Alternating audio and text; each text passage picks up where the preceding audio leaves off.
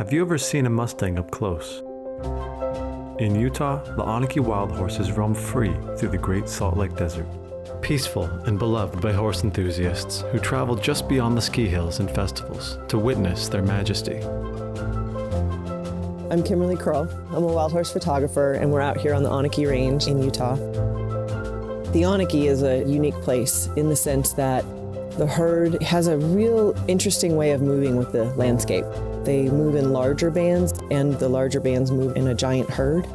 You don't get to see that in any other area. It's a really unique, tightly knit society of horses, and their community means everything to them. Year after year, because I've been coming here so often now, I've gotten to see foals grow up and move on to other herds, have their own babies.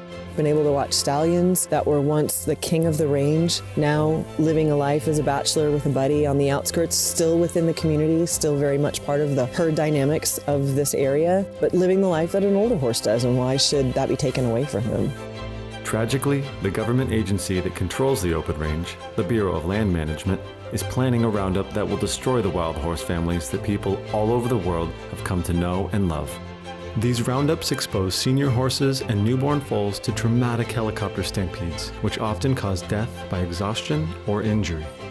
There is a misconception that wild horses have overrun other grazing animals on these lands. In fact, thousands of privately owned sheep and cattle are allowed to graze the public lands where just 500 Onaqui horses call home.